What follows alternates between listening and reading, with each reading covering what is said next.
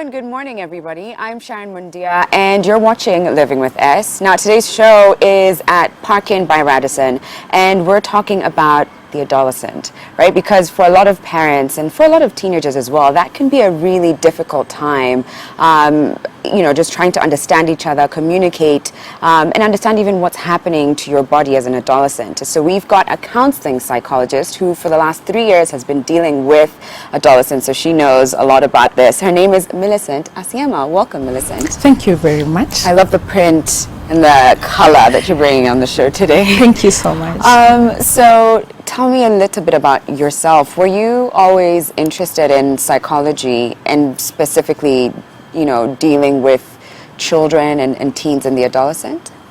Growing up, I'd say there's some experiences that I went through as a child that made me desire to be in a position where I can reach out to the child and get to know more about their challenges and more about how they cope with the daily life and the daily changes that happens. Because being brought up by my dad most of the time, I had issues. Yeah. And of course, being an adolescent at some point, it was so difficult for me to relate with my dad because I felt he was not in a position to understand what I was going through and things like that. So in high school, I happened to be a peer counselor for the students. Yes. For what age?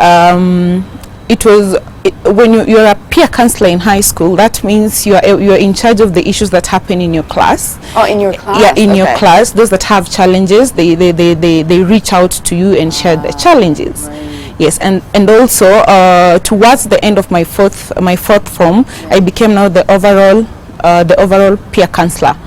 So that meant that we would organize for seminars, for conferences where we'd invite young people to just come and open up and share their day-to-day challenges. Yes. Wow. So obviously you've been interested in this for a long time, but how different is it now as an adult, listening and hearing and having lived through it, but listening to the teenagers share their issues and frustrations? Do you get it, or do you find now you're like, oh girl, that's not, let me tell you about the real world. This is where it's happening. Yes, it's so interesting now being now in the real world and this and this is what is happening to these young people. It's very interesting, it's very challenging. Sometimes you get to a point and instead of empathizing, you start sympathizing, which should not be the case. Okay. So it is challenging, yes. And the difference is between empathizing and sympathizing, and why shouldn't you do the latter? Empathizing means I have to put on your shoe and try and feel how you're feeling at that particular moment. Sympathizing is feeling sorry for someone. You're just there, you're feeling sorry for them, and there's nothing much you can do about it. But once you are empathizing, you are putting on their shoe and trying to look at their issues from their point of view and not from your point of view. Yes. Okay, got it. So is it easier now that you're able to empathize? Do you find that you can connect better with the students that you work with? I would say it's easier, though challenging. I would still use the term challenging because you get to handle different and various issues that come on your table. You get to try and imagine if it were you at that particular point, what would you have done? Or maybe if you use your experience, your personal experience to help this young person, was it the right experience that you went through? Now, the only difference now is I'm more enlightened and I know the various approaches that I can use to help these young people. Yeah. Yes. So to be clear, adolescent is between the age of 10 and 19? Adolescence is mostly between the age of 13 and 19. 13. And sometimes it can go up to 20 years. So, Millicent, is it fair to say that teenagers in this day and age probably have a harder time than teenagers in the 90s or the 80s, that there's a lot more that they have to contend with? I would say yes. Number one, because with the coming of technology, with coming of social media, as compared to the youths in the past, some of us never grew up with such privileges. And so when we had our issues, we would maybe go to the field and play, you'd go and scream out, you'd be talked to by your grandparents, with your aunties and all that. But then with the coming of the 21st century and technology, you'll find most youths run on the internet to find solutions to their problems. And as we know, the internet has a lot of information, some true, some not true.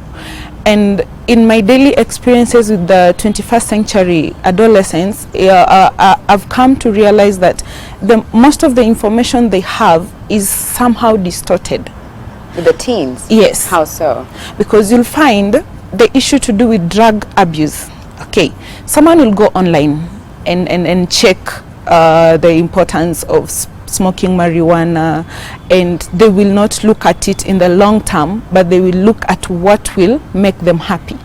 So they take the short-term effect of marijuana and praise it, and so they adore the whole essence of smoking marijuana, and they feel it's okay, it's all right.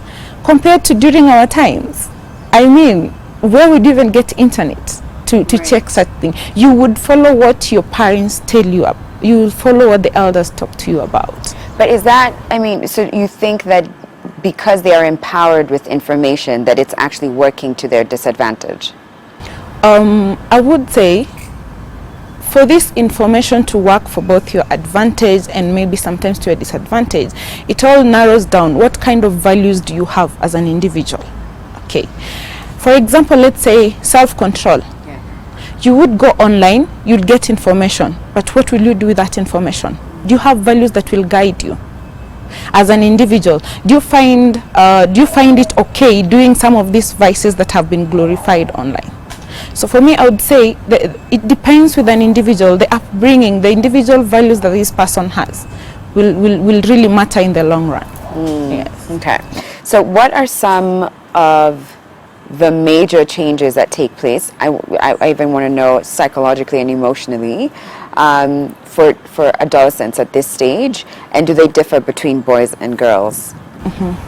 Adolescence is a stage of transition, and transition from childhood to adulthood.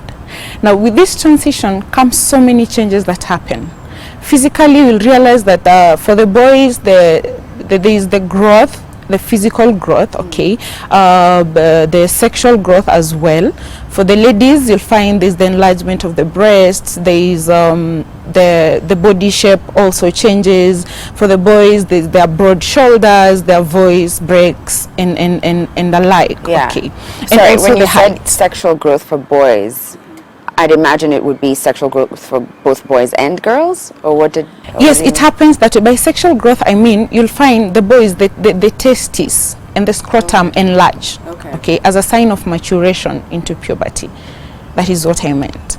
Okay. So when I talk about these, when you look at the physical, there are differences between the girls and the boys. Right, yeah, growth. Yeah, and I absolutely, but I was more curious about psychological and emotional, if there's any difference at all at that stage. Yeah. Emotionally and psychologically, this is a stage where these teenagers develop abstract thinking. And this is a stage whereby you'll find most of them are always in conflict with their parents, because this is a teenager who wants independence. They feel, now I have grown, I need my independence, I have my freedom, I need to do what I want. This is also a stage where these young people set their own goals. For example, a parent will come and tell them, hey, during the holidays, we will go for vacation. But the young man or the young girl will be, no, mom, I have plans. It is a stage. Okay, these young people also are really, really concerned about peer influence at this particular stage for both of them. So whatever their peers think about them is what matters to them. You see, so these psychological changes happens for both boys and girls. So you'll find most of them want freedom, they want to experience, they want to explore different avenues with their emotions. Yes. But there's no real significant difference between how a boy develops emotionally and how a girl develops emotionally. I mean, I know there's physical differences, but emotionally and psychologically there are none? Emotional is more or less the same. It's more or less the same? Yes. Okay, so where does the conflict come in when it comes to parents? Because if parents have been through this phase and they remember when they were like, oh gosh, my mom and my dad, they just never let me do anything, you'd imagine that they would, that as parents you'd have a little bit more flexibility, right? So where does a conflict come in? Because this is also a time where, for a lot of families, it becomes like a war zone in the house. Yeah. So where does that come from? The conflict will come in the essence that for a teenager, this is a time where their hormones are all over. Okay, because there is so much pressure on this teenager to grow up. They do not understand themselves in the first place, so they need someone to understand them and the stage in which they are going through. So you'll find most parents do not understand that this stage, whatever is happening to my young girl or my young boy, is a phase that requires a lot of support, that requires a lot of guidance. For example, this is a boy who is trying to get an opinion, their own personal opinion. For example, on social issues. A parent will say, I have decided this and this as regards to this. They will not sit down and say, okay, can I hear your viewpoint on this? So you find the moment the parent is not giving this young person the privilege to share their opinions about the various issues as concerns their family, as concerns their life, becomes a bone of contention between the parents and the young people. Yes. And is it because, again, I'm still not sure why that happens. Is it because that as a parent you're used to making all those decisions? So you're like, I'm going to keep making these decisions for you because you were doing it from when they were a baby, you were deciding everything. Yes.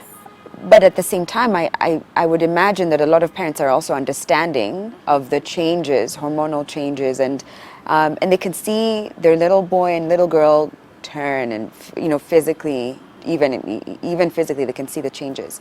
So why the hesitation, why the reluctance to let go and let the teen explore the world from their own lens?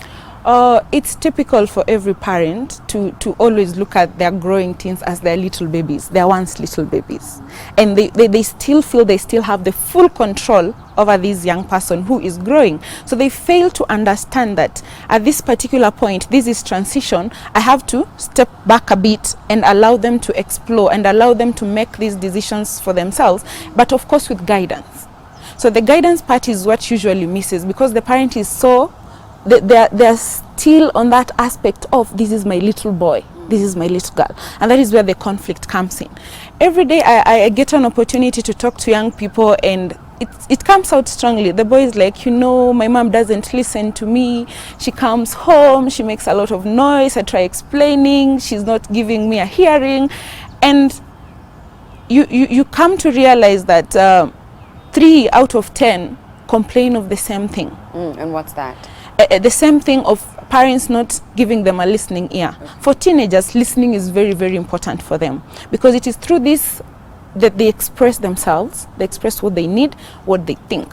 So when parents still do not give them that leeway to, at least like the way we are seated right now, express yourself, I will listen, and then I'll give my opinion about it.